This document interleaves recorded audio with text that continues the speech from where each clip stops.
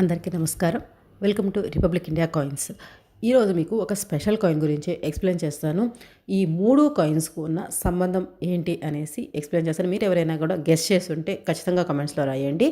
Okay, ఇక్కడ 5 rupees, 1 rupee coins ఉన్నాయి. తర్వాత ఇంకొక 5 రూపీస్ కాయిన్ కూడా ఉంది. ఓకే, ఈ స్పెషల్ ఇన్ఫర్మేషన్ తెలుసుకున్న దానికన్నా ముందు ఒక చిన్న విషయం. I think it is our responsibility to know about our currency, our coins. ఇది మన దేశ సంపద. దీని గురించి కొంచెమైనా ఇన్ఫర్మేషన్ తెలుసుకోవడం మన బాధ్యతే కదా.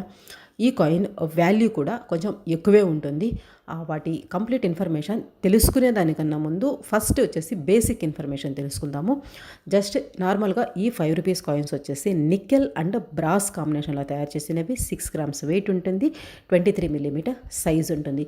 ఈ బేసిక్ ఇన్ఫర్మేషన్ ఎందుకు తెలుసుకోవాలి అని నేను చెప్తానంటే, ఎర్రర్ కాయిన్స్ కానీ ఓఎంఎస్ కాయిన్స్ కానీ ఇలాంటివన్నీ మనము కనిపెట్టాలి అంటే బేసిక్ ఇన్ఫర్మేషన్ తెలిస్తేనే అటువంటి రేర్ కాయిన్స్ని మనం రికగ్నైజ్ చేయగలుగుతాం అనమాట.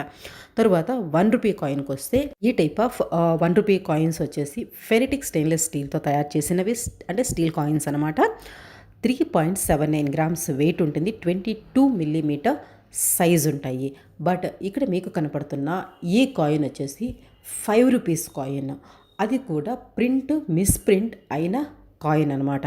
ఈ 5 రూపీస్ కాయిన్ ఎలా తయారైంది అంటే, 1 రూపీ డైకి బదులు, అంటే 1 రూపీ తయారయ్యేటప్పుడు ఆ 1 రూపీ స్టెయిన్లెస్ స్టీల్ మెటల్ పైన 1 రూపీ బదులు 5 రూపీస్ డై అనేది ప్రింట్ అయింది. అందువల్ల ఇది 1 రూపీ సైజులో ఉంటుంది. స్టెయిన్లెస్ స్టీల్ కాయిన్ అనమాట. దీని వెయిట్ కూడా సేమ్ 1 రూపీ కాయిన్ వెయిట్ ఉంటుంది కదా, అదే వెయిట్లో ఉంటుంది. చూసేదానికి 1 రూపీ లాగా ఉంటుంది, బట్ 5 రూపీస్ కాయిన్ అనమాట. దీని వాల్యూ కూడా కొంచెం ఎక్కువ ఉంటుంది. 2000 నుంచి ఒక 3000 మధ్యలో ఉండొచ్చు. అంటే ఇది ఓఎంఎస్ కాయిన్ అనమాట, ఓఎంఎస్ ప్లస్ ఎర్రర్ కాయిన్. అందువల్ల దీని వాల్యూ వచ్చేసి కొంచెం ఎక్కువే ఉంటుంది. ఇది ఒక ఆక్షన్లో, బాంబే ఆక్షన్లో 2300 నుంచి 2500కి ఎస్టిమేషన్ ప్రైస్ పెడితే ఇది సోల్డ్ అవుట్ అయింది.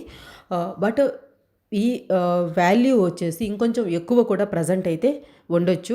బట్ మనం కాయిన్స్ కొనేటప్పుడు ఎప్పుడు కూడా డీలర్స్ దగ్గర ఒక వాల్యూ ఉంటుంది, షాప్లో ఒక వాల్యూ ఉంటుంది, అదే ఆన్లైన్లో కొన్నప్పుడు ఇంకొక వాల్యూ ఉంటుంది. బట్ కాయిన్ ఎగ్జిబిషన్లో మరో వాల్యూ ఉంటుంది. బట్ ఈ వాల్యూస్ అన్నీ కూడా నేను చెప్పే వాల్యూకి దగ్గరగానే ఉంటాయి, కానీ మరీ ఎక్కువ వ్యత్యాసం ఉండదు. ఒక 100 రూపీస్ ఎక్కువ తక్కువ ఉండొచ్చు, అంతకన్నా ఎక్కువ వ్యత్యాసం ఉండదు. ఇప్పుడు మీకు అర్థమైంది కదా ఈ 3 కాయిన్స్కి ఏంటి ఉండే రిలేషన్ అనేసి. ఇందుకే నేను చెప్పేది, ప్రతి ఒక్కరూ కూడా బేసిక్ ఇన్ఫర్మేషన్ తెలుసుకుంటే ఇటువంటి కాయిన్స్ని రికగ్నైజ్ చేయగలిసేదానికి చాలా ఈజీగా ఉంటుందనేసి.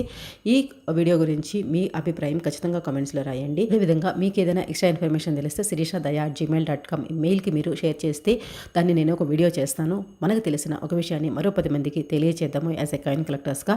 ఓకే, నచ్చితే లైక్ చేయండి, షేర్ చేయడం మాత్రం మర్చిపోకండి. నేను పర్ఫెక్ట్ ఇన్ఫర్మేషన్ ఇస్తున్నానని మీకు అనిపిస్తేనే సబ్స్క్రైబ్ చేసేదాన్ని ట్రై చేయండి. Thanks for watching. జై హింద్.